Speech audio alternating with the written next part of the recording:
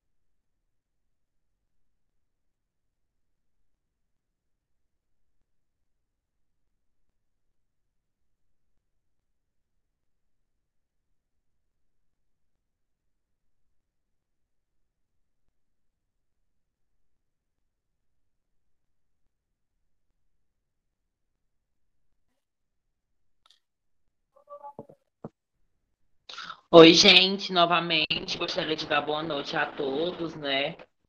Que todos possam estar bem nesse momento de caos, pelo menos no máximo possível, né?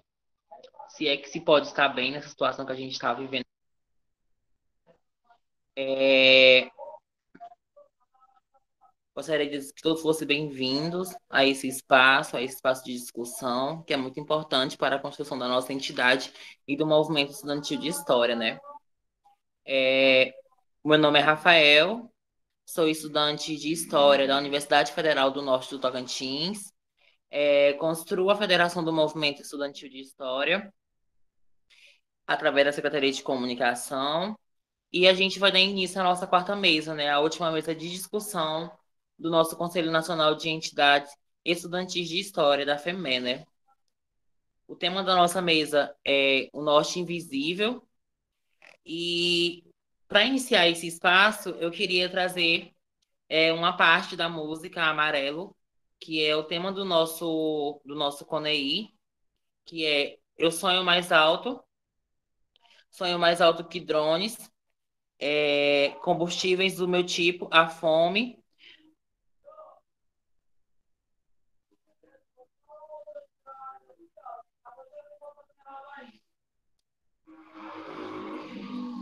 Gente, só um momento, ocorreu um probleminha bem aqui.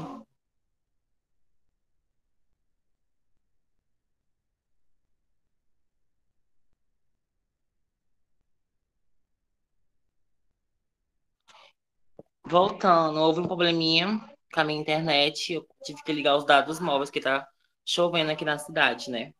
Iniciando novamente a parte sobre a música, né? Eu sonho mais alto que drones, combustível do meu tipo, a fome, para arregaçar como um ciclone, para que amanhã não seja só um ontem com um novo nome, né? Para iniciar esse debate, trago essa parte da música de Amarelo, que é do Emicida, com a Pablo Vittar e Major,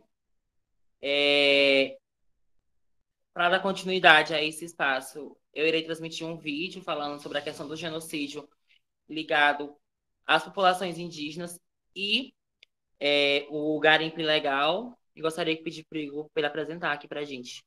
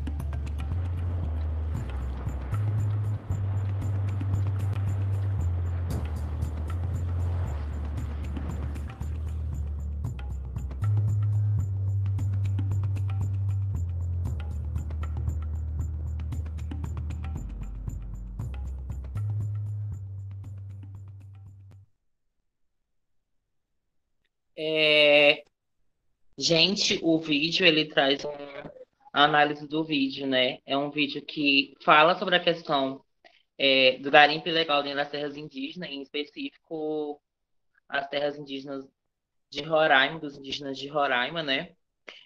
Para iniciar o nosso debate, o nome da nossa mesa, né? Que é o Norte Invisível. A gente precisa fazer uma análise do que esse nome, né? O Norte Invisível, né? Quando a gente fala, por exemplo, sobre é, a região norte, né? A visão que muitas pessoas têm é de uma região dominada muitas das vezes por populações indígenas e quilombolas, né? E ribeirinhas. Hoje a região norte, um dos nossos maiores debates dentro da região norte é sobre a questão do garimpo ilegal, né? Inclusive na nossa região tem em torno de 2.500 garimpos ilegais. Então, tipo assim, e é algo que está crescendo muito, né? Que foi exposto até no vídeo que foi mostrado. Quando a gente fala de algo invisível, né? A gente fala de algo esquecido, apagado e politicamente falando, como um território de genocídio, né? Que é justamente sobre o debate que a gente quer fazer aqui, né? Eu gostaria de falar alguns exemplos de enfrentamento que a gente tem contra esse etnocídio, esse genocídio, contra a população e moradores da região norte, né? Por exemplo, no Acre, a gente, durante essa pandemia, a gente teve e tem um surto muito grande da dengue e a falta de saneamento básico, né? No Amazonas, a gente tem o primeiro estado que teve o colapso da saúde pública. Em Roraima, a gente tem a questão do garimpo ilegal, inclusive foi mostrado no vídeo. No meu estado, que no caso o Tocantins, a gente tem muita questão do agronegócio, inclusive o Matopimba, né, que é algo que é muito comentado hoje pelos agropecuários, agricultores. E dentro do Pará, a gente tem uma falsa reforma agrária, a falta de demarcações de terras indígenas e os madeireiros, né? Dentro do movimento estudantil, quando a gente se fala enquanto militante da região norte, né? A gente tem alguns debates internos que a gente realiza, né? Temos diversas lutas regionais. A gente tem uma dificuldade muito grande com a questão da visibilidade, quando a gente fala sobre a militância nacionalmente falando, né? A gente tem lutas que são apagadas, né? Inclusive dentro do movimento estudantil. A gente tem um movimento estudantil muito ativo, inclusive dentro do meu estado, por exemplo, o movimento estudantil foi um divisor de água na luta pela divisão do estado de Goiás pelo estado do Tocantins, porém é pouco falado. A gente tem um genocídio que não é anunciado pela mídia, né? Então, por exemplo, a gente ficou diversos dias alguns estados do norte foi alguns dias sem energia e simplesmente foi uma notícia que não foi muito divulgada e que ela veio ser divulgada quando estava se aprofundando, né? No caso da Amazonas, né, que foi o primeiro estado em colapso da saúde pública durante a pandemia. O governo do estado anunciou fez os seus comunicados, porém não foi algo que foi divulgado, né? Só foi divulgado depois que estava na amplitude de tudo, né? E trazendo para esse debate do movimento estudantil, o movimento estudantil ele tem papel principal dentro da conjuntura das nossas vivências enquanto estudantes, militantes, pessoas que residem na região norte. O nosso debate, para iniciar a nossa roda de conversa, eu gostaria de apresentar os nossos convidados, né, que no caso é a Clara Costa e o Leandro Caldas, né? A Clara Costa é bacharel em serviço social, faz parte do coletivo cyberativista, enegreceu o serviço social e é militante da UJC e do PCB. Leandro Caldas. Leandro Caldas é graduado em História e especialista em História Moderna pela Faculdade Integrada Brasil-Amazônia, mestre em História Social pela UFPA e militante do RUA, Juventude Capitalista, e constrói a Associação Nacional de Pós-Graduando, né? Como eu tinha explicado no início, a metodologia do debate vai ser a mesma adotada nas mesas anteriores, no caso, 25 minutos para cada um falar. E depois do encerramento das falas deles, a gente vai abrir para o debate, né? No caso, inscrições para falas, perguntas e intervenções no debate. Eu acho que a gente pode iniciar pela Clara e o Leandro encerra depois. Pode ser? Oi, tranquilo. Estão me ouvindo bem? Estamos sim. Ok. Ok, camaradas. Primeiramente, boa noite a todas e todos. Gostaria de saudar aqui vocês que estão aqui para ouvir, né, esse espaço. Primeiramente, gostaria de agradecer o convite. É sempre muito gratificante poder contribuir com o espaço do movimento estudantil. Quando a camarada Tereza me convidou, super topei, que eu acho que o espaço do movimento estudantil é extremamente importante, ele pauta inúmeras lutas que são extremamente necessárias, né? E falar sobre o movimento estudantil na região norte também é muito... tem suas particularidades, é extremamente importante, extremamente necessário, né?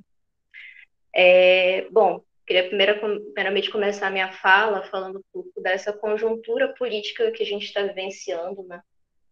Como vocês sabem, a gente está passando por um contexto extremamente adverso, extremamente complicado, tanto para a classe trabalhadora como um todo, mas para a juventude também. Nos espaços universitários, a gente vê, nesse contexto da Covid-19, o acirramento, né, das dificuldades que a gente já tinha enquanto classe trabalhadora, mas principalmente quem está na universidade está sofrendo aí com a precarização, né, do ensino, através do ERE, do ensino remoto, enfim. A gente vivencia o contexto da pandemia da Covid-19 que está, infelizmente, levando muitas vidas. Né? A gente viu ontem que conseguimos bater o recorde de 300 mil mortos pela Covid-19 no Brasil. E, especificamente no Norte, a gente vê as particularidades que estão sendo... como o Norte está sendo afetado por essa pandemia, né? Como muito bem um camarada explicitou anteriormente a minha fala, né?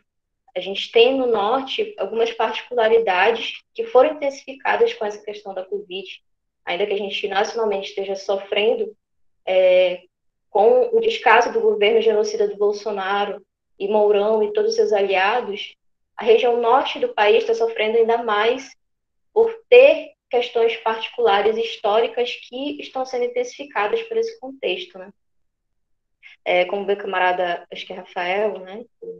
Não lembro o seu nome, camarada, que falou anteriormente a mim, Sim. perdão. Ele falou sobre a questão da particularidade que a gente tem do movimento aqui, né? Mas, primeiramente, a gente tem que entender qual é o contexto da região norte no Brasil. A gente faz parte da região que, em dimensões territoriais, é a mais extensa, né? Eu costumo até dizer que tem dimensões continentais em relação às outras regiões do país. E isso impacta em muitas coisas. Historicamente, como eu já citei, região norte tem uma particularidade, né? Uma região extremamente pobre, no caso, em políticas, né, de acesso para a população mais pobre, mas tem a sua contradição, que é uma região extremamente rica em minério, em recursos naturais, né? Tem a biodiversidade da Amazônia, tem as riquezas de minério, e aí falando um pouquinho aqui do Pará, né? A gente tem um estado que é extenso, que tem uma população extremamente pobre, mas que tem riquezas que são saqueadas todo o tempo do Brasil e daqui do Pará, né? A gente costuma falar que a região norte ela vivencia uma situação de periferia dentro da periferia, né? Que o Brasil é um país de terceiro mundo, mas a região norte acaba sendo mais é, pobre, entre aspas, né? Sofre mais com as dificuldades de acesso a diversas políticas, tem mais dificuldade, né, a classe trabalhadora na região do que em outras regiões do país, justamente por essa contradição.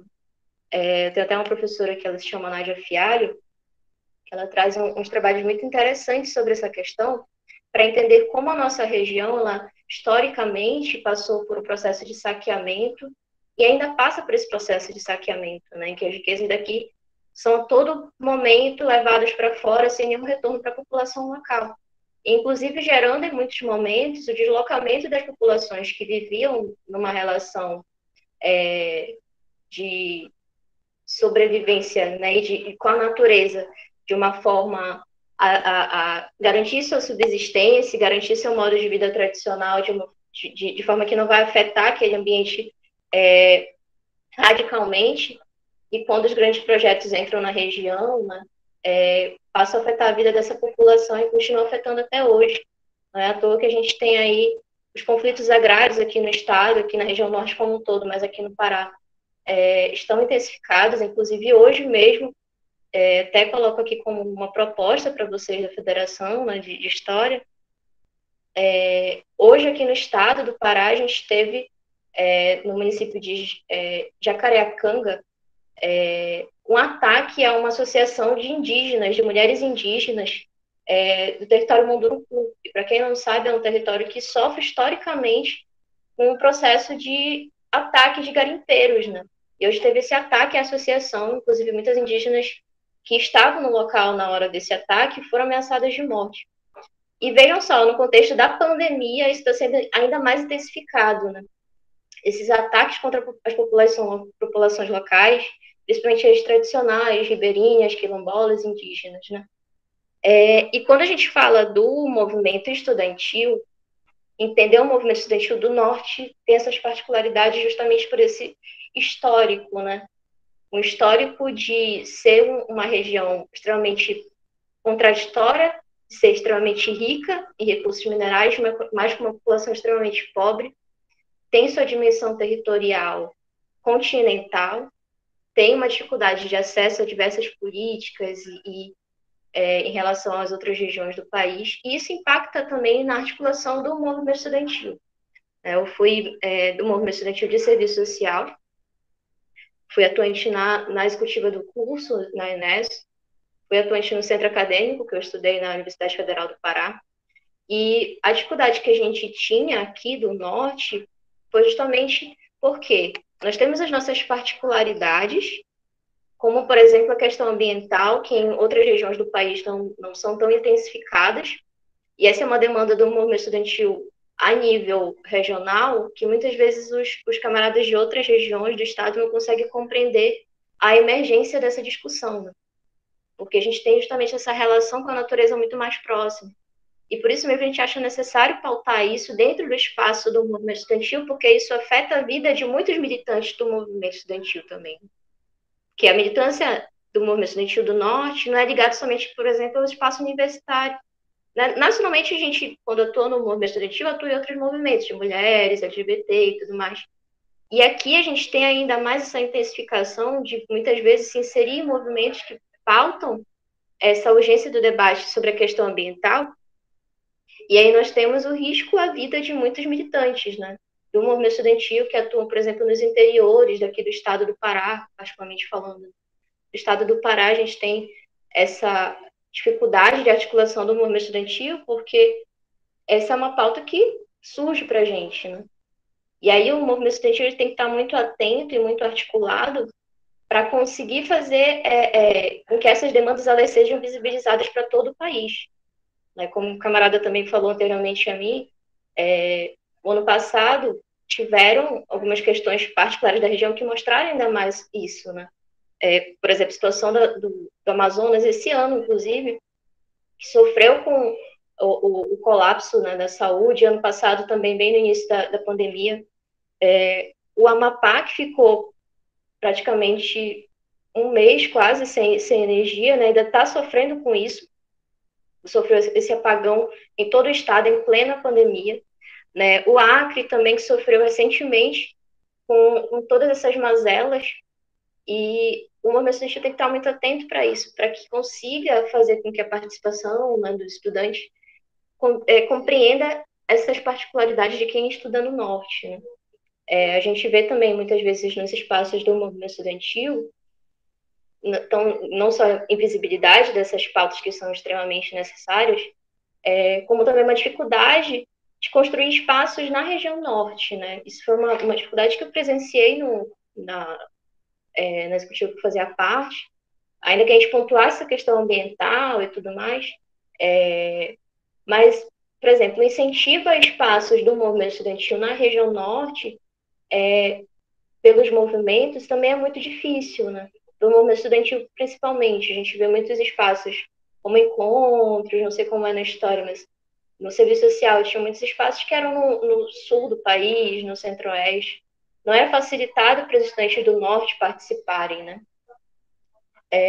E isso tem que também ser levantado como algo para o movimento estudantil pensar, né? Como ele vai abarcar mais militantes se ele não consegue, por exemplo, pensar nas particularidades de cada região. Acho que isso o Nordeste também vivencia um pouco nessa dificuldade.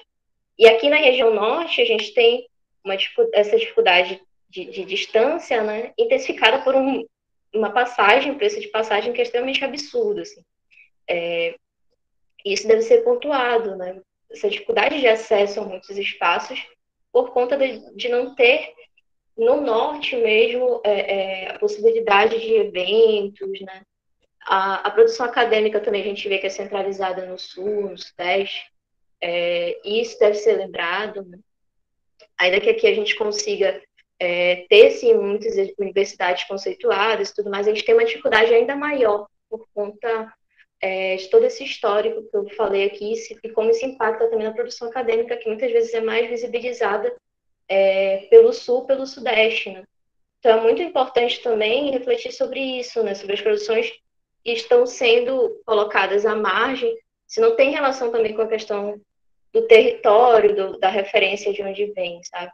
Isso é bem importante de refletir. Outra coisa que eu ia falar também, deixa eu dar uma olhadinha aqui, é que o camarada falou sobre o genocídio que a gente vivencia aqui no Norte, né? Isso também é algo que a gente precisa pontuar muito, né? O genocídio acontece de diversas formas, inclusive com diversos grupos, né? Inclusive quando muitos jovens têm dificuldade do acesso ao espaço universitário, principalmente se é déficit muito forte na região norte, por conta da ausência de universidades públicas, por exemplo. Aqui no Pará a gente tem 3 universidades públicas. Aliás, 4 universidades públicas, em um estado que é extremamente grande, né? A UFPA, o EPA, o FOPA e o Unifesp. E essas universidades têm muita dificuldade de conseguir entender as particularidades, inclusive, dos estudantes dos interiores. Né? Então, o movimento estudantil, para além de ele entender a questão territorial, ele tem que se atentar também para as particularidades de cada região daquele estado. Né? Construir o movimento estudantil na região norte é um desafio bem grande. A gente tem que estar muito atento, né? Buscando possibilidades. Acho que agora a tecnologia é uma ferramenta muito interessante, muito importante de ser usada pelo movimento estudantil, que algum tempo atrás não era tão usada, enfim, mas agora está bem mais constante, porque muitos estudantes têm essa dificuldade, né, de, por exemplo, vir do interior para a capital, porque eu resido em Belém, mas há locais aqui do estado que são extremamente longe, 3 dias de viagem, 2 dias de viagem, isso não é uma vez só aqui do Pará, né, são de vários estados aqui da região. Então, acho que uma possibilidade, né, de renovação para o movimento é ele se reinventar, utilizando essas novas ferramentas, né? E também falando dessas pautas específicas de cada, do que é ser estudante, por exemplo, de história na região norte, que tem essas particularidades, como já falei aqui, tem essa dificuldade de acesso à educação pública, tem dificuldade de locomoção muitas vezes, então esse é um desafio muito forte para o movimento de se reinventar nesse contexto dessas particularidades de cada região. Né? O norte é invisível, vamos dizer assim, para essas questões de atender as necessidades da população, mas ele é muito visível quando querem só saquear as riquezas daqui. Isso a gente tem que estar muito atento denunciando, denunciando todo esse descaso que não só o governo federal de agora, mas os governos anteriores tiveram com a região norte, que hoje resulta numa proposta do governo de maior saqueamento, né, de, por exemplo, tentar a todo custo invadir a Amazônia, como o governo Bolsonaro está fazendo. Esse é um debate extremamente necessário para o movimento estudantil pontuar, porque isso impacta na realidade dos estudantes, impacta na vida dos estudantes. Né? Ainda que a pauta central do movimento estudantil seja, por exemplo, a questão da educação, né? É uma pauta que o movimento estudantil pauta, tem como geral, né? Assim, ele tem que estar atento para essas particularidades. E aí eu tentei trazer aqui para vocês alguns apontamentos nesse sentido, né? De entender que construir o movimento estudantil, essa experiência do movimento estudantil na região norte é desafiadora, mas que há possibilidades quando a gente se abre para entender a história, né, da região, para entender as particularidades, a dinâmica do que é ser da região norte, e buscar assim, entender o que é ser um militante do movimento estudantil da região norte, que muitas vezes pode até tentar fazer um trabalho de base no outro município, mas não consegue porque essa locomoção não é possível, né? E se reinventar perante esses desafios que se colocam. Enfim, era isso que eu queria contribuir com vocês. Eu espero contribuir um pouquinho. Acho que depois vai ter uma troca, né? Algumas perguntas e tudo mais. Então, eu desejo um bom evento para vocês. Acho que esses espaços como de conselho, né, que eu participei anteriormente no serviço social, são extremamente necessários para a gente pontuar, por exemplo, as pautas de lutas da nossa representação máxima, né, dos estudantes. E aí eu acho que é muito interessante vocês pontuarem essas questões de como mobilizar mais estudantes na região norte, levando em consideração todas essas particularidades históricas, né, sociais, políticas então, também, que impactam na permanência do estudante no ensino superior e na participação também dele no movimento estudantil. É isso, camaradas. Obrigada. Muito obrigado, claro, pela contribuição, uma contribuição muito boa. Agora a gente vai passar para o Leandro Caldas.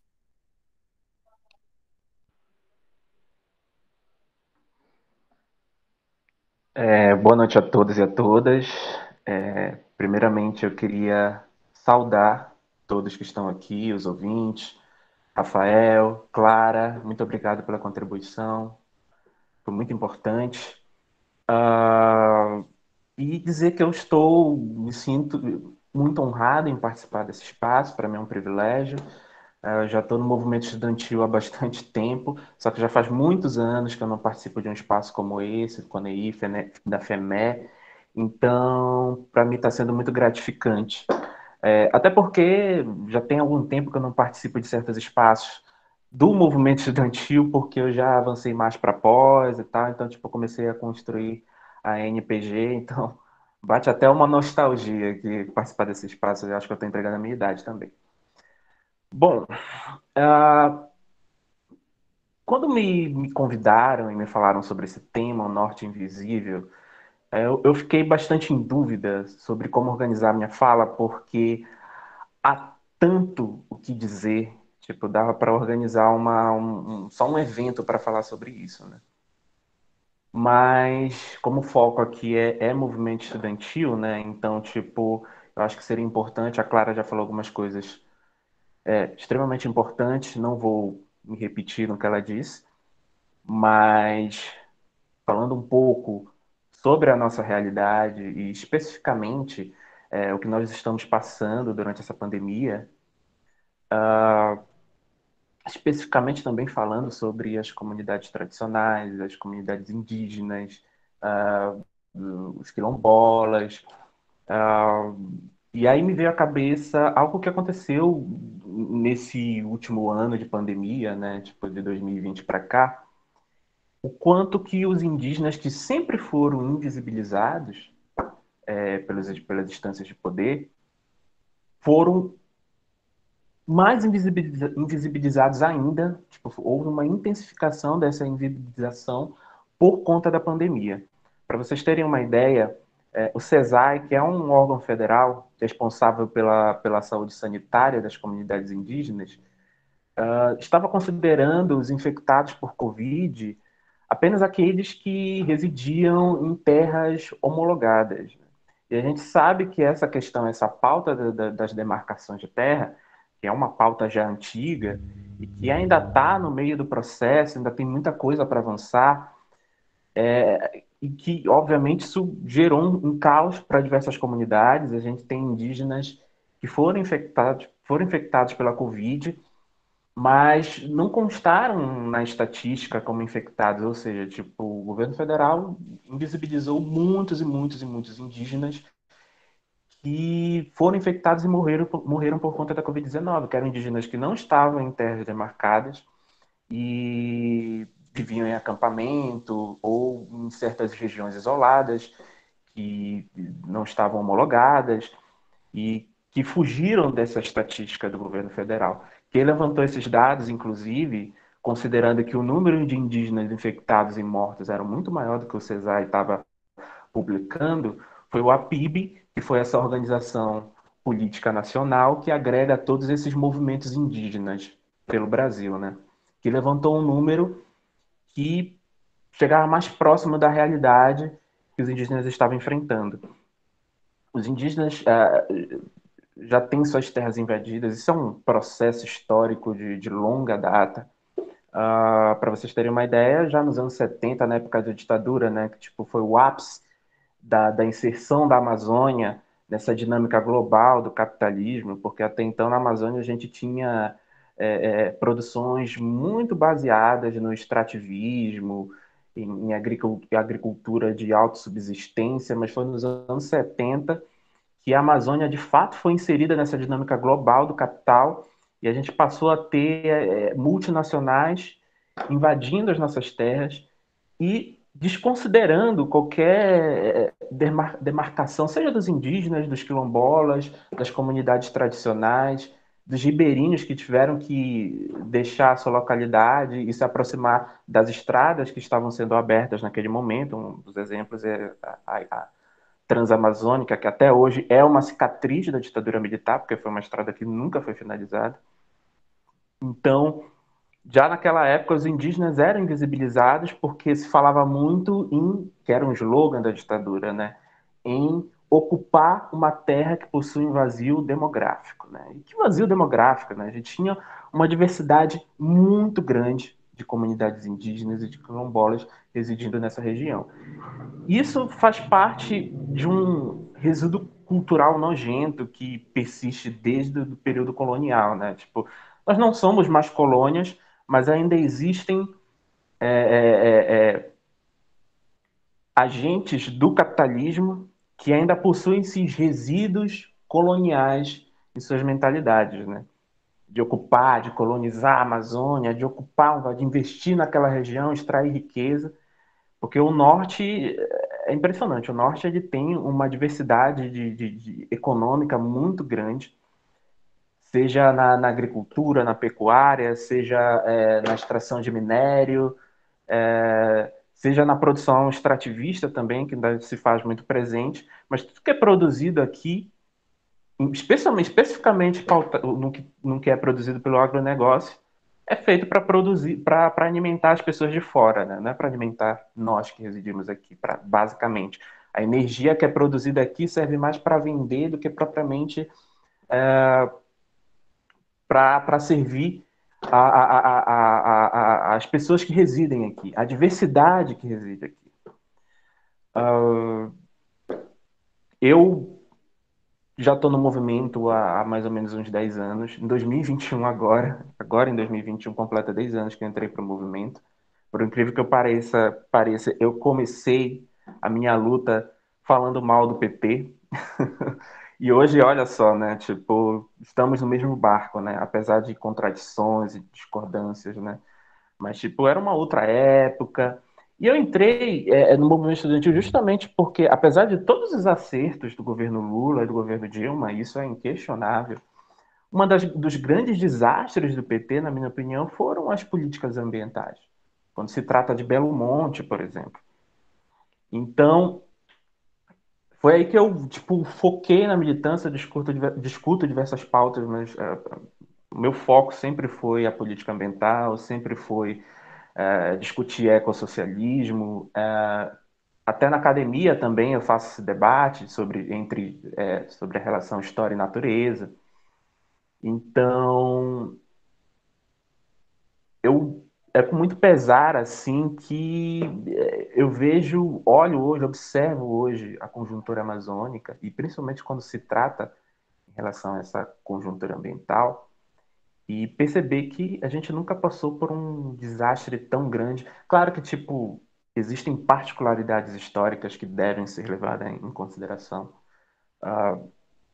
Na época da ditadura, por exemplo, eu acho que foi um desastre ainda maior, mas o Bolsonaro está se esforçando para bater esse recorde, até porque na época da ditadura, com um plano de integração nacional, tipo, a Amazônia passou por diversos processos, a imprensa internacional fez diversas denúncias e, tipo, inclusive, tem uma manchete de um jornal britânico dos anos 70 dizendo que o que estava acontecendo na Amazônia era um holocausto ambiental. E o que a gente vem presenciando na Amazônia de hoje é um desastre completo, né? Tipo, eu nunca vi um ministro do meio ambiente atentar contra os biomas, contra a Amazônia, né? É o ministro do meio ambiente anti-política ambiental, né? Uma coisa impressionante. E não tem como, né, a gente relacionar isso com o que a gente está vivendo agora. Tipo, a pandemia da Covid-19, ela é um resultado dos processos desastrosos de políticas ambientais. Afinal de contas, boa parte do vírus, e aí entrando um pouco para o lado da história, boa parte dos vírus, eles passam para os humanos através de animais. Então, tipo, isso tem a ver com uma questão ambiental também, de cultivo de animais, de desmatamento, a forma como a gente destrói os biomas e desloca certos animais que deveriam estar isolados em determinados territórios, que a gente passa a ter um certo contato. Por exemplo, tipo, a OMS está pesquisando de onde surgiu a Covid-19, ainda não tem nada concreto, mas um dos indícios fortes, isso já é confirmado, né? Porque o coronavírus ele é um vírus de morcego, basicamente, e provavelmente o morcego ele passou para um animal chamado pangolin, que é uma iguaria consumida na China, que não deveria estar na China, é fruto de um crime ambiental, porque é um animal africano.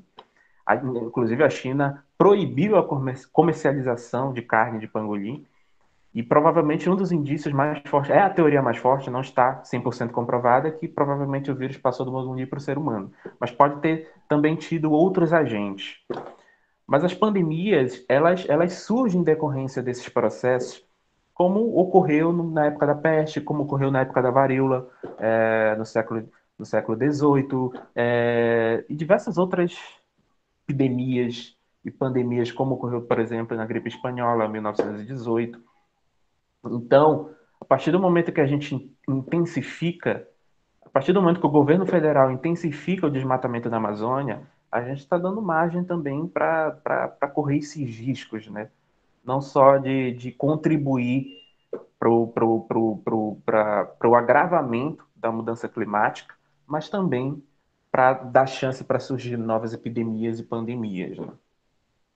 Só para ter um exemplo também, o HIV surgiu na África em decorrência de mazelas ambientais, né? Tipo, de uma região lá, eu não lembro qual é o país agora, mas de pessoas que consumiam carne de macaco, caçavam macaco, né? Então, isso tá, tipo, a pandemia está relacionada com uma questão ambiental. Então, quando a gente pensa no norte invisível, e obviamente a Amazônia, ela acaba sendo um assunto mundial e nacional, né? Tipo, é um momento em que o norte acaba ganhando visibilidade. E eu, tipo, sinceramente, eu não tenho esse, digamos assim, esse preconceito que muitas vezes as pessoas do norte acabam tendo, dizendo que, vocês são tudo índio. Nós somos indígenas, tipo, a gente tem uma relação muito próxima com o indígena, embora eu não me autodefina, né? Eu sou um homem negro da periferia, não sou quilombola, não sou indígena, porque, enfim, aí já envolve uma outra questão identitária, que tem a ver com tradição, com tradições e autodefinição. Mas existe esse preconceito até por parte dos nortistas, né, de se reconhecerem como indígenas e de reconhecer de fato que nós moramos no meio da floresta. É óbvio que existem muitas cidades no norte, urbanizadas, megacidades, mas, por exemplo, quando isso é até gozado que a primeira vez que eu fiz uma viagem para fora do estado, foi quando eu fui para São Paulo. É impressionante, né? Porque, tipo, quando a gente vai para o sul, a gente olha pela janela do avião e a gente vê aqueles prédios, aqueles centros urbanos gigantescos, aquelas mega cidades, e quando a gente chega no norte, a gente vê Belém, eu no caso eu sou paraense, gente, a gente vê Belém rodeada por uma floresta belíssima e rios com uma largura que não acaba mais, né? Mas que são biomas que estão comprometidos e que afetam a nossa realidade, afetam a realidade dos indígenas, afetam a realidade das comunidades quilombolas, afetam a realidade de diversas pessoas. Isso tem que deixar claro, né? Tipo, a Amazônia é uma região que possui uma sociedade extremamente diversificada.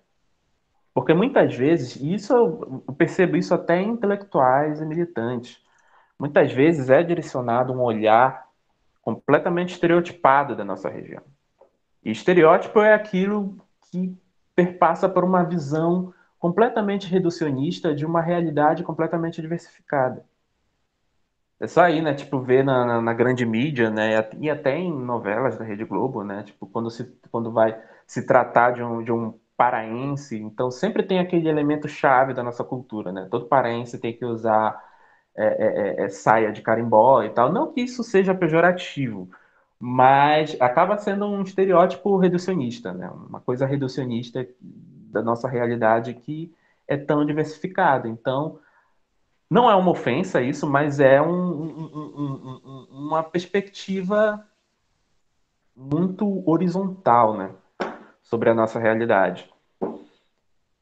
E, obviamente, acho que como a Clara apontou muito bem, a gente tem um problema de visibilidade acadêmica também. Tipo, o Norte, ele sempre foi invisível na academia, principalmente quando se trata de perspectiva histórica. A gente tende a considerar, porque, enfim, quem obviamente é historiador aqui ou está fazendo faculdade de história, deve ter ouvido muito sobre eurocentrismo, né? Porque os grandes eventos históricos sempre tinha essa perspectiva eurocêntrica que os europeus estavam no centro de tudo, ali se fazia história e, tipo, em outras regiões não havia história por uma série de outras razões aí que, enfim, é um debate muito longo. E no Brasil acontecia a mesma coisa também. Os eventos históricos parece que sempre estavam direcionados aos eventos do Sul, né? Não que eu esteja considerando aqui que existam eventos mais importantes que outros, até porque isso na história não faz sentido, né? Mas existe obviamente, uma questão memorial da supervalorização de determinados eventos. Por exemplo, a Inconfidência Mineira foi uma construção muito memorial, né? Tipo, em relação à exaltação do próprio Tiradentes como um herói, né, que para nós historiadores não existe essa perspectiva maniqueísta. Mas, ao mesmo tempo, por exemplo, no Norte, aconteceram eventos históricos que é objeto de interesse de pesquisadores internacionais, como, por exemplo, o processo do movimento da cabanagem no Pará, que aconteceu em 1835, que é um movimento que, a meu ver, teve uma extensão e um impacto político de dimensões muito mais significativas, como, por exemplo, o movimento da Farroupilha, o movimento da Sabinada, porque foi um movimento articulado por uma elite branca paraense de ascendência portuguesa, mas unificada com negros, com o que eram considerados mestiços, com comunidades indígenas, porque era um movimento que queria se atrelar à concepção, à conjuntura nacional do Brasil Império daquela época, porque, para quem não sabe, a independência, obviamente, em 1822, mas até 1840 e lá vai bolinha, o Pará ainda não tinha aderido à independência. Então, houve todo um processo violento de luta para aderir a essa intensificação, e aí depois, quando eles conseguiram, a gente teve indígenas, negros e pessoas de classes subalternas assumindo o poder no Pará, derrubando o presidente regencial na época, e ao mesmo tempo, quando os negros e os indígenas não conseguiram conquistar os seus direitos, que, que a elite branca de ascendência portuguesa havia prometido, eles também lideraram uma revolta contra essa ascendência portuguesa. Então gerou uma série de processos violentos que depois que até mudou a pauta e tipo os cabanos passaram a defender a desatrelação do Brasil do governo imperial. Então, uma série de outras questões, e é um processo histórico que é estudado por historiadores europeus, assim, e a perspectiva que passa é que parece que a cabanagem é um processo histórico muito invisibilizado na academia. Claro que isso tem a ver também com a formação, tipo, o curso de História e a pós-graduação de História, no caso, mestrado, doutorado, para formar pesquisadores que, obviamente, iriam se debruçar é, é, é, nesses processos históricos do Pará, do Norte, são historiadores muito recentes, porque só a pós-graduação para mestrado no Pará, no caso na UFPA, onde eu me formei, onde eu terminei meu mestrado, concluí meu mestrado, surgiu em 2004 e em 2010 surgiu o curso de doutorado na UFPA, ou seja, né, tipo, o doutorado não tem nem, só tem, vai completar agora em 2021 11 anos, bebe uma água aqui, gente. Antes disso, o que a gente tinha eram pesquisadores que tinham uma perspectiva e um olhar de fora da nossa região. Então, a gente tinha, obviamente, tiveram trabalhos riquíssimos. Eu mesmo me debrucei numa bibliografia riquíssima sobre a Amazônia, sobre o Norte, produzida por historiadores de fora, mas ainda assim, sempre tinha aquele resquício de estereótipo, sempre tinha aquele resquício de visão de fato de uma pessoa que, obviamente, acompanhou tudo de fora, que não entende muitas vezes a experiência de se viver no norte, porque isso foi, obviamente, e é engraçado porque essa é uma luta que o movimento estudantil de história ele tem, aqui no norte, ele tem travado. Porque muitas vezes a gente tem que perturbar as revistas, muitas vezes localizadas no sul, e os eventos localizados no sul, para que eles ouçam o que a gente tem a dizer sobre a nossa história. A cabanagem, ela é um movimento, foi um movimento tão importante historicamente que até hoje a esquerda paraense, ela utiliza a cabanagem como um elemento simbólico de resistência. Para quem não sabe, o antigo deputado federal do PSOL, Edmilson Rodrigues, que se elegeu ano passado a prefeito de Belém, sempre trouxe esse discurso nos espaços públicos, dizendo que tipo, a vitória da esquerda no Pará é a vitória do povo cabano. E não à toa o Edmilson até hoje ele usa um chapéu de palha para representar esses elementos simbólicos. Não à toa a gente tem a Praça da Cabanagem em Belém, que foi fundada nos anos 80 como símbolo da redemocratização no Brasil e obviamente aqui no Pará, trazendo o símbolo do cabano como uma representação, que obviamente é aquela velha história que o historiador Eric Hobsbawm, marxista, falava, que é a utilização do passado para justificar ações do presente. E a esquerda se faz muito disso. Só que nesse sentido, a meu ver, e aí eu vou ter que fazer um juízo de valorzinho, porque eu também sou uma pessoa política, um ativista, a meu ver, numa perspectiva positiva. Porque é importante trazer essa tradição, né? Tipo, importante isso para o nosso discurso político de resistência, né? Então, muitas vezes a gente tem que meter o pé na porta para que a gente possa ser ouvido, né? E não é fácil. Tipo, construir um movimento estudantil não é fácil. Eu que venho do Rua Juventude Anticapitalista e sempre participei de congressos mundo afora, e na maioria das vezes esses congressos acontecem no sul do país, eu fico besta quando eu vejo Rua, e não só Rua, mas outras organizações políticas, movimentos de juventude, entidades, movimentos estudantis, o quanto que eles são bem organizados no Sul, São Paulo, Rio de Janeiro. Mas tem uma série de fatores que facilitam isso, né? Tipo, em relação à comunicação, em organização, tipo, o fato de você conseguir se deslocar com facilidade de um estado para outro, de uma cidade para outra.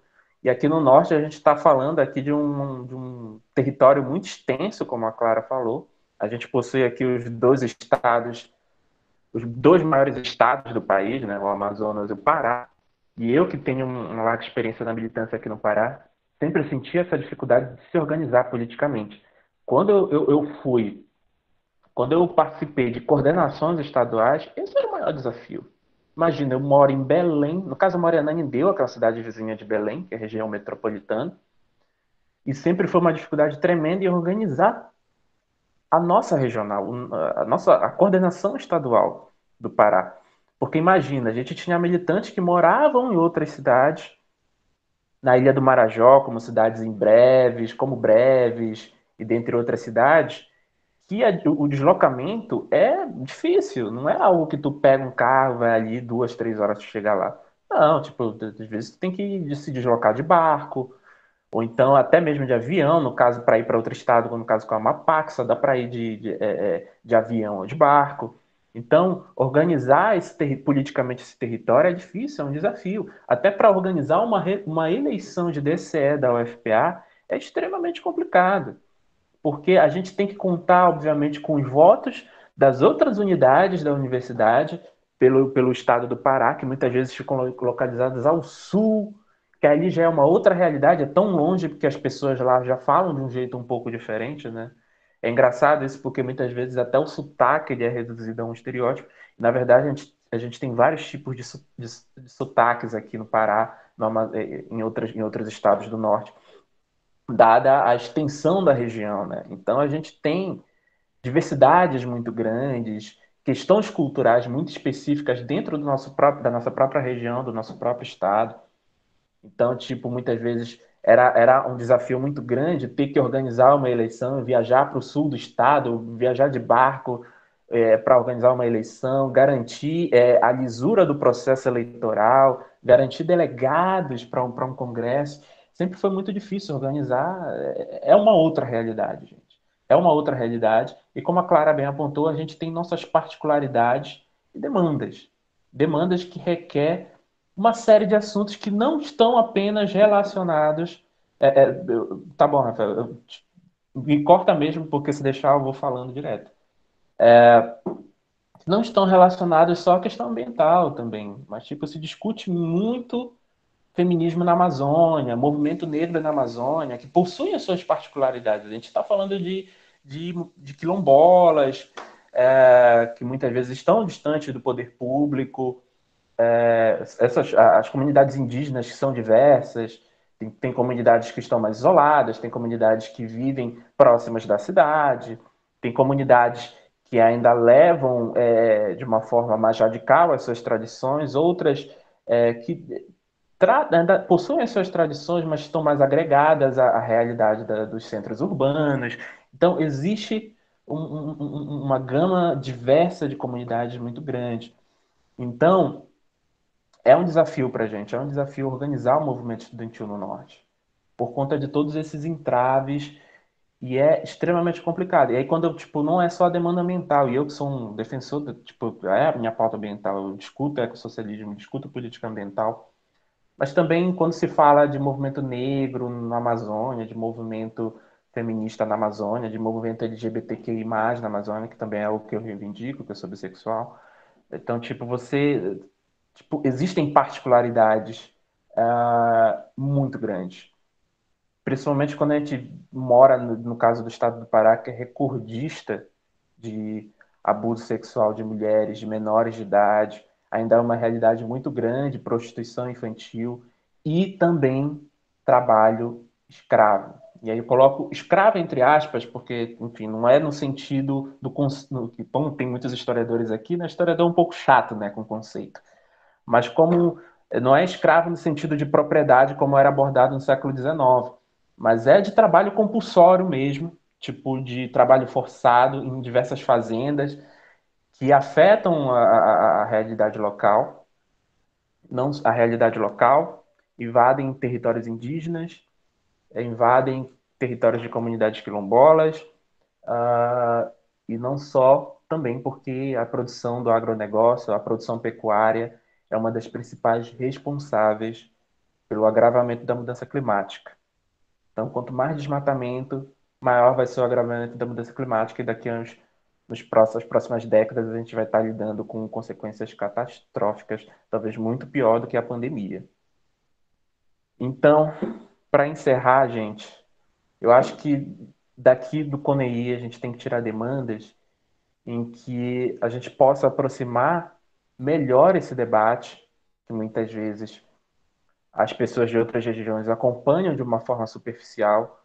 Tipo, o foco é o garimpo ilegal, é uma pauta extremamente importante, mas ela é um dos problemas, de diversos problemas que o Norte enfrenta e que muitas vezes é invisibilizado pela mídia e às vezes até na agenda de lutas. Então, muitas vezes a gente tem que chegar e chutar o balde mesmo e impor e colocar essas demandas. Mas a gente enfrenta uma realidade, a gente tem particularidades e estamos na luta, né? Estamos na luta para enfrentar tudo isso, né? Bom, antes que o Rafael me expulse, muito obrigado pelo convite, e estou muito feliz de estar participando desse espaço e vamos avançar, gente. Espero ter contribuído para a discussão aqui. Obrigado. É isso. E fora Bolsonaro, tá? Fora Bolsonaro, nunca esquecer. Muito obrigado, companheiro, pela sua fala, pela sua participação. Uma fala muito riquíssima, tanto a fala sua como a fala da Clara, né? Eu acho que agora a gente abre para inscrição, né? Inclusive, a gente já tem uma, que é do Jackson. Eu acho que a gente pode fazer através de blocos, né? Cada bloco 3 perguntas. E depois das 3 perguntas, cada participante tem 5 minutos de falas, né? Eu acho que pode ser por esse meio, né? O que tu acha, Clara e Leandro? Tá ótimo. Perfeito, então. É... Jackson pode fazer sua fala. Enquanto o Jackson vai fazendo a fala dele, as discussões estão abertas. Eu acho muito importante a participação dos estudantes, né? Sobre esse debate, sobre o que a mesa apresentou. Eu acho que é isso. Boa noite, gente. Espero que todos vocês estejam bem. E eu só queria trazer um relato, né? Que a gente, enquanto Secretaria-Geral da FEME, a gente acaba presenciando dentro do movimento estudantil. A gente tem um pensamento de um movimento de história muito progressista, os revolucionários, o movimento estudantil de história que está lá na frente. Mas é uma inverdade que isso acaba sendo, né?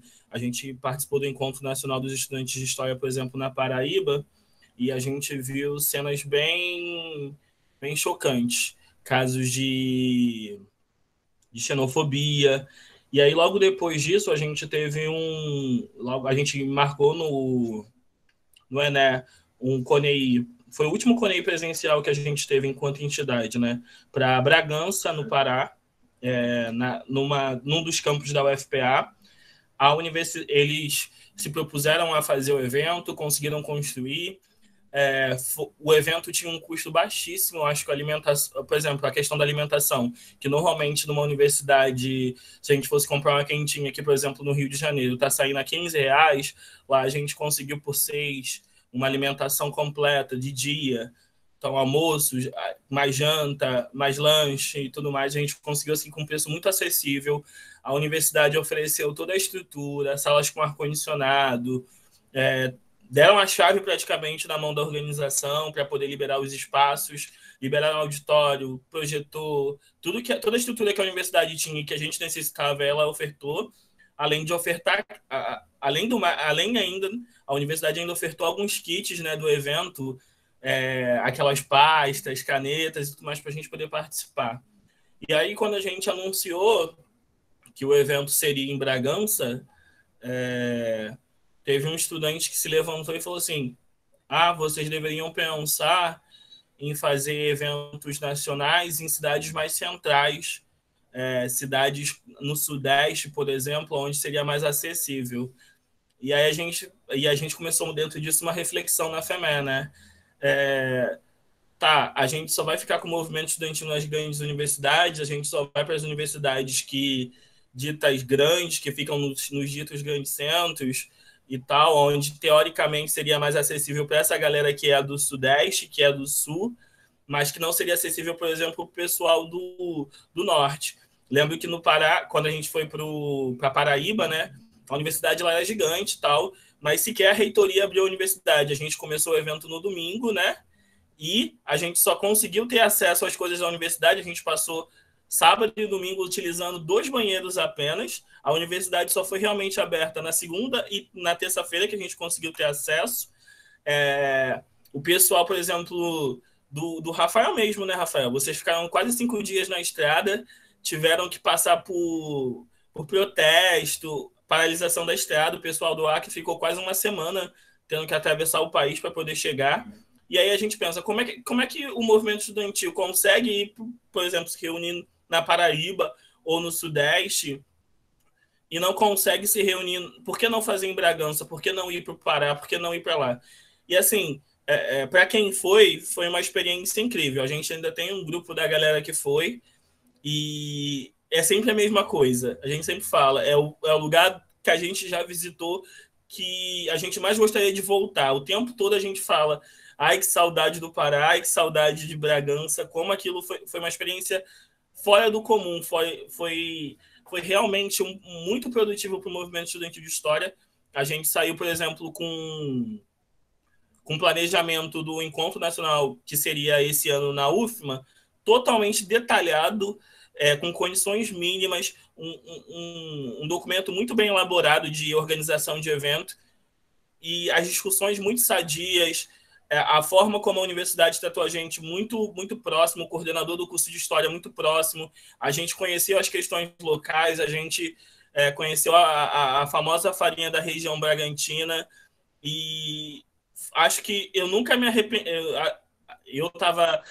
Fui custoso ir, eu estava saindo de um emprego, ainda tinha um auxílio, um fundo de garantia ali, então consegui ir. Mas, assim, é uma viagem que eu nunca me arrependeria de ter ido, porque foi uma experiência sensacional.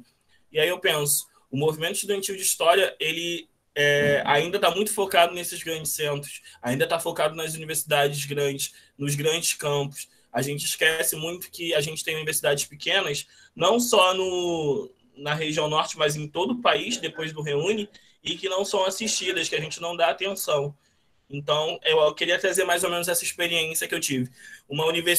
Por um lado, uma universidade que estava no grande centro, que não acolheu a gente bem, e outra universidade que estava no norte do país e que acolheu a gente com toda a estrutura necessária para que o evento acontecesse e recebeu todo mundo muito bem. E aí, o que a gente tem que levar enquanto movimento estudantil, né? Acho que isso fica um pouco para nossa reflexão, né? Por que não organizar mais eventos na região norte? Por que não fortalecer mais essa região enquanto movimento estudantil de história? É isso, gente. Tereza? Gente, as inscrições estão abertas, viu? Boa noite. Primeiro, eu quero agradecer tanto a fala da Clara quanto a fala do Leandro. Fiquei muito feliz com as contribuições que vocês trouxeram aí para a nossa mesa sobre as particularidades da região norte. A minha pergunta, vou ser um pouco mais objetiva para os dois convidados, é o seguinte: além de atuar na FEME Nacional, Eu também atuo na FEMEN Norte Nordeste e a gente está com um grande problema de desarticulação. Mas por uma questão mesmo da pandemia, muitos militantes foram perdendo engajamento nos regionais devido à volta das aulas do ensino remoto. A minha pergunta é o seguinte: quando a gente fez o último COREI, né, que é o Conselho Regional de Entidades de História, porque assim, aqui na FEME, Norte e Nordeste são juntos, no regional.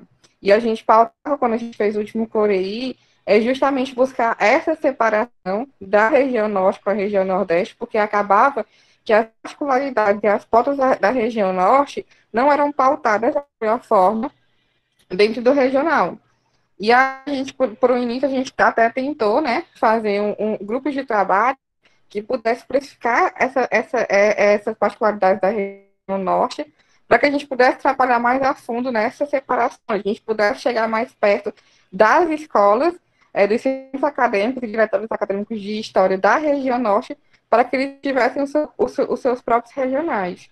Daí a minha pergunta aos convidados vocês que moram na região e essas pautas, que pautas a gente podia abordar nesse grupo de trabalho da região norte, quando a gente conseguir rearticular o regional, e como a gente pode botar esses grupos de trabalho para frente, para que a gente aborde de forma mais eficiente as pautas da região norte, para que elas não se confundam com a da região nordeste e que elas não fiquem invisibilizadas em cima das pautas da região nordeste. É isso, obrigada. Alguém mais quer se inscrever para poder encerrar esse bloco de perguntas e intervenções?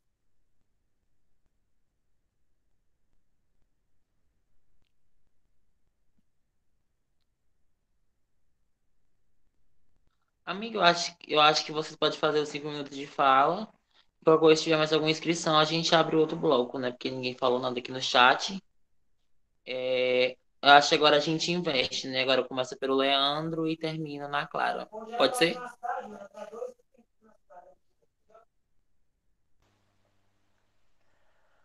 Bom, foram duas perguntas, né? Desculpa, eu peguei a primeira fala, não anotei o nome da pessoa.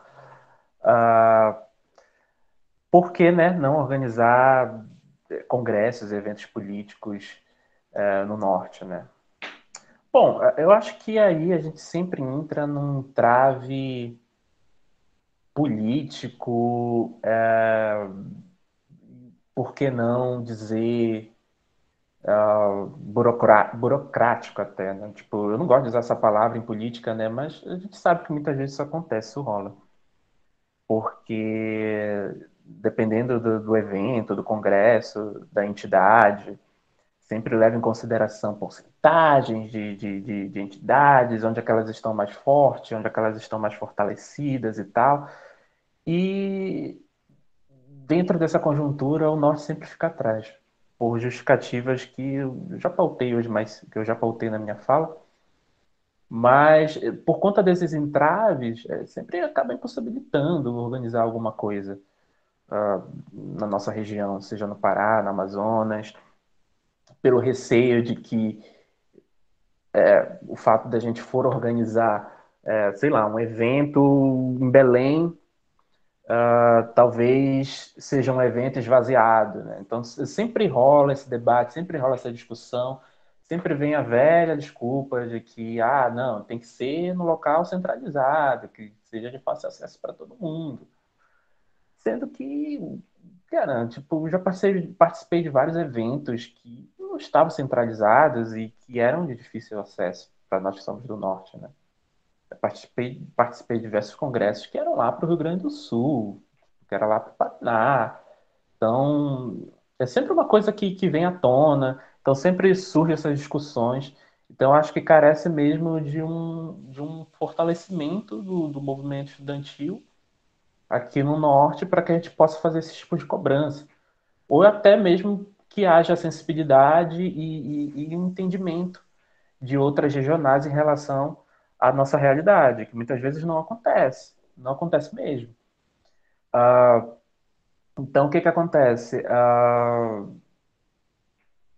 É isso, né? Eu acho que é trazer esse debate e fazer esse tipo de cobrança. Fazer esse tipo de cobrança. Porque, por exemplo, eu sou da NPG, eu sou secretário da APG UFPA. E a gente tem pouquíssimo militante no Pará. Pouquíssimo. E o que inviabiliza, por exemplo, que ocorra algum evento da NPG, algum evento nacional da NPG em Belém. Aí a gente não tem nem como contra-argumentar isso. Por quê? Porque a NPG ela está mais fortalecida em São Paulo, Rio de Janeiro, Brasília. A maioria dos eventos da NPG são em Brasília, porque tem que centralizar para todo mundo. Então, eu acho que ocorre muito mais por conta disso, por conta desse entrave mesmo. Sobre o que a Tereza, né? Quais as pautas que podemos meu Deus, abordar para compor as demandas do Norte, né? Acho que foi mais ou menos isso a pergunta. Bom, como eu disse, eu acho que tem uma série de debates que eu dei uma pincelada na minha fala, que poderiam ser feitos, e eu acho que carece muito mais também de visibilidade de militante do Norte nessas organizações, representatividade, de fato, porque eu sei que tem muita gente falando sobre a conjuntura socioambiental do Norte, mas são pessoas de fora, muitas vezes, que não estão, sabe, acompanhando os processos mais de perto, as experiências, não estão, muitas vezes, desenvolvendo pesquisa e estão indo a campo, desenvolvendo pesquisas sobre o assunto aqui na Amazônia. Muitas vezes tem esse certo distanciamento, né? Então, eu acho que carece de pessoas, talvez, que possuam essa visibilidade e até essa qualificação para poder falar sobre essas demandas nos espaços.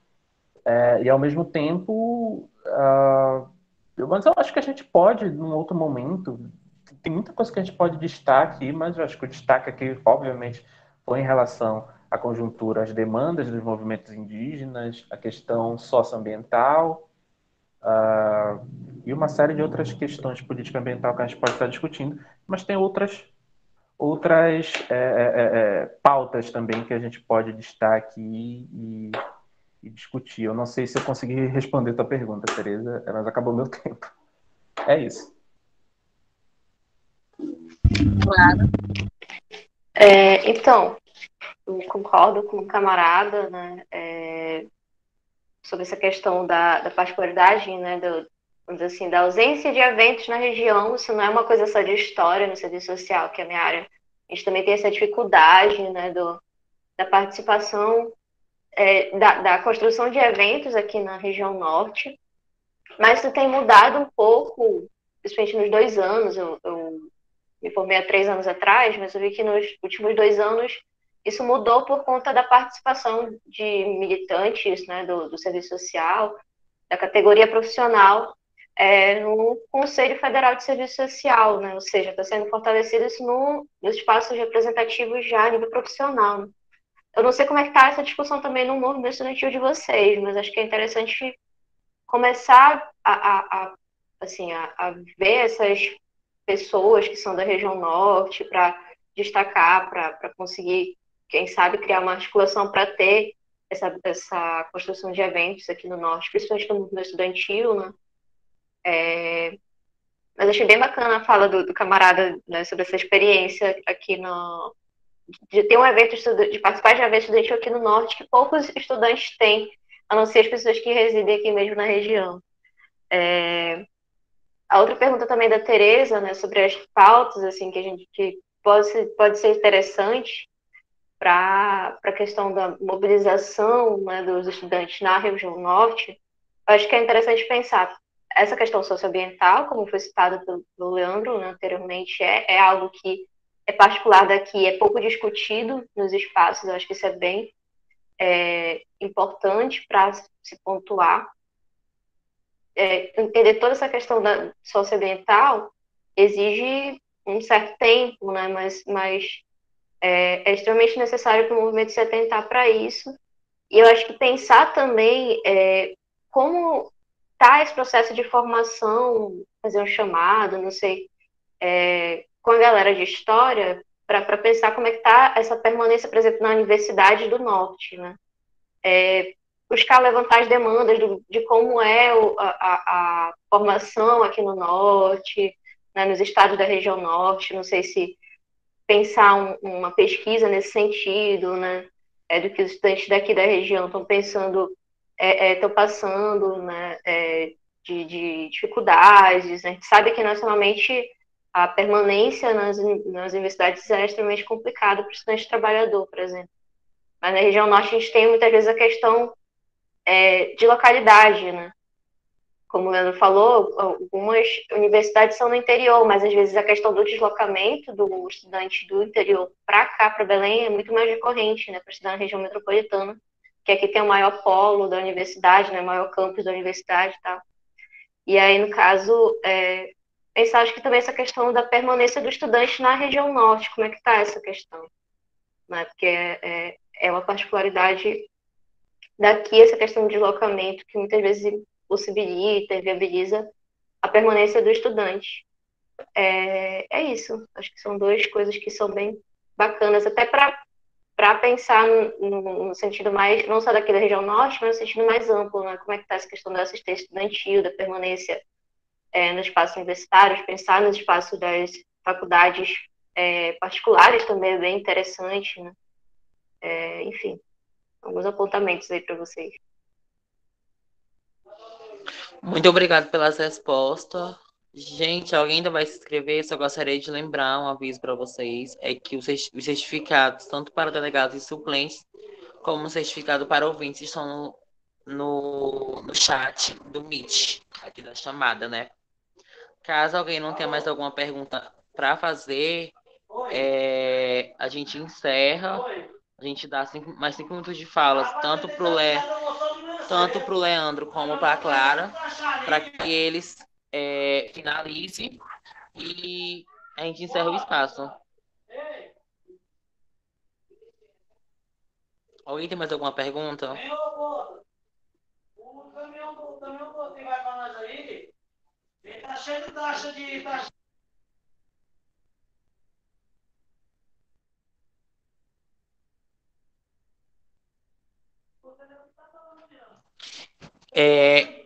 Ninguém se manifestou no chat. Agora a gente faz o encerramento, né? 5 minutos de fala para a Clara, 5 minutos de fala para o Leandro. E a gente encerra o espaço. Leandro? Começa por mim, inverte de novo.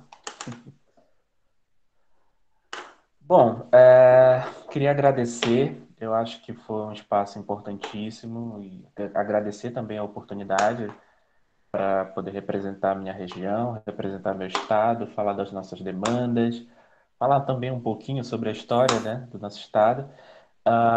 E dizer para vocês que, sim, a gente tem particularidades que devem ser levadas em consideração, mas é importante também que a gente coloque mais nos espaços certas discussões que sim são de interesse nacional e até mundial e muitas vezes são pouco discutidas, assim.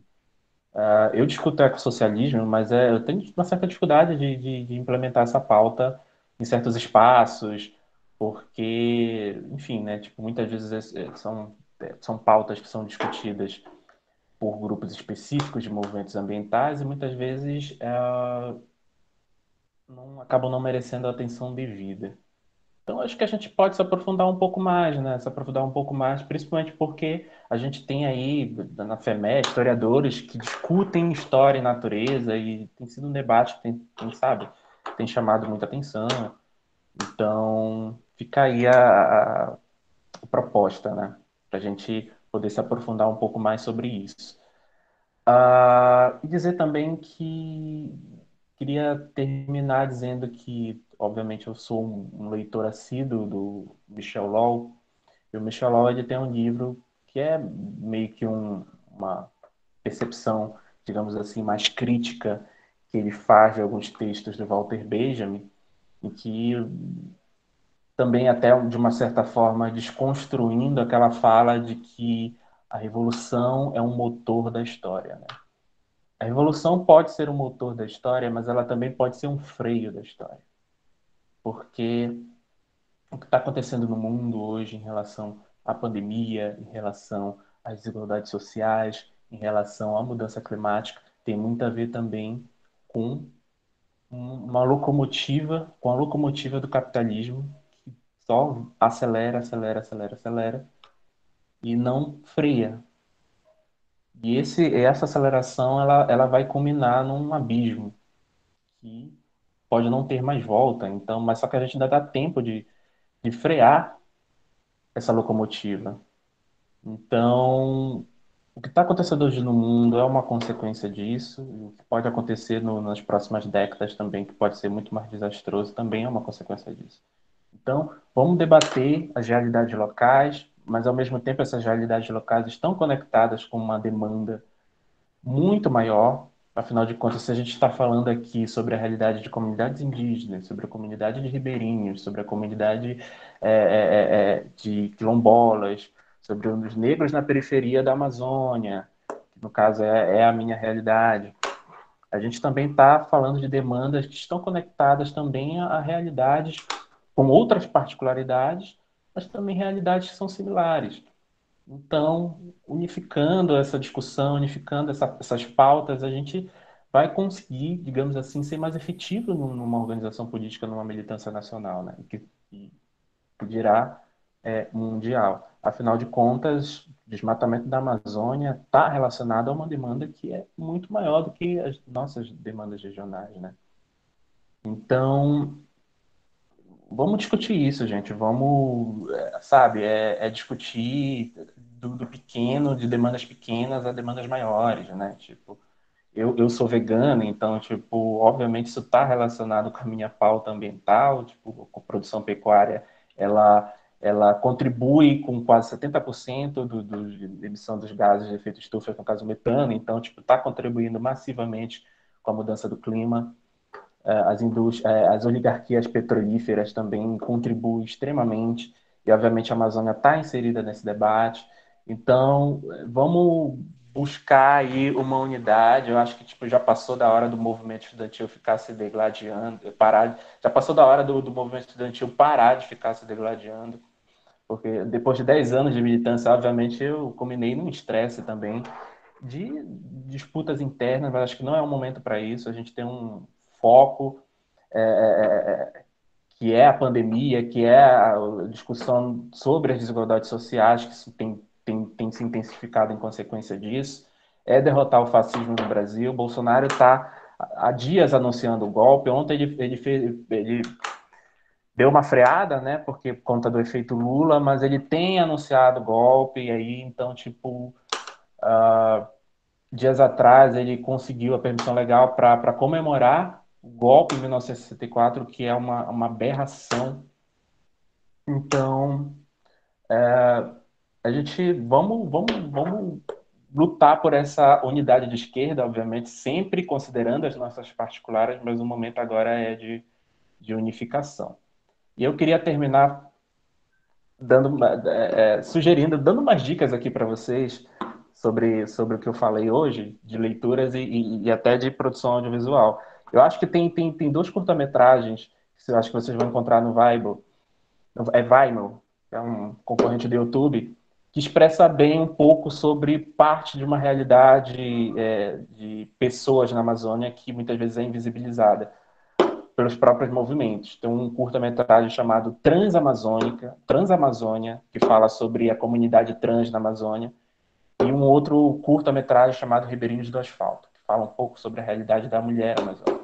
E aí já entra discussões sobre conjunturas socioambientais. Procure esses curtas, que vocês vão se defrontar com uma realidade que é pouco conhecida nacionalmente, ou pouco debatida, ou simplesmente ignorada.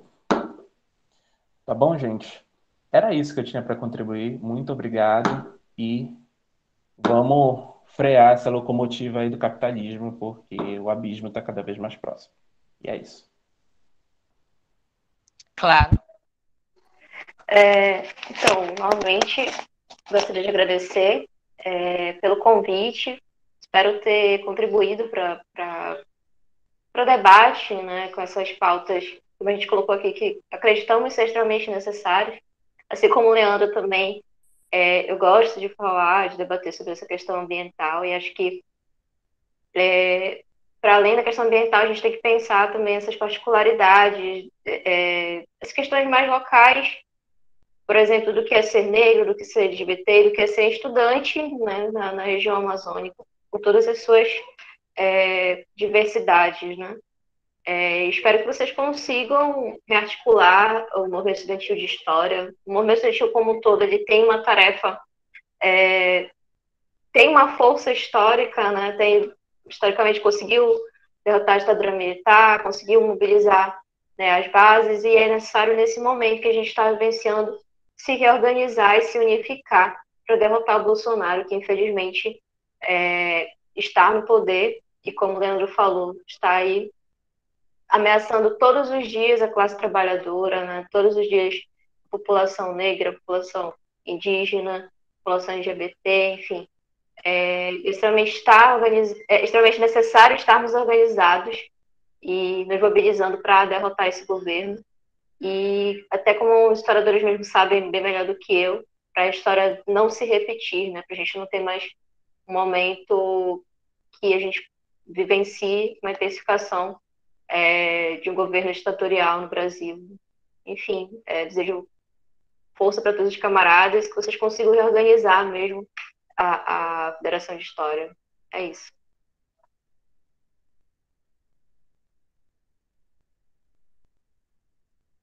Tereza. Então, pessoal, só também em nome da Federação agradecer os convidados e eu só queria dar alguns avisos. É, a gente está, essa foi a nossa última mesa, né, do conselho, do nosso conselho de história. Sábado a gente vai encerrar ele com a plenária final. Como eu já falei aqui anteriormente, amanhã vai lançar o podcast e aí a gente vai avisar mais ou menos o horário.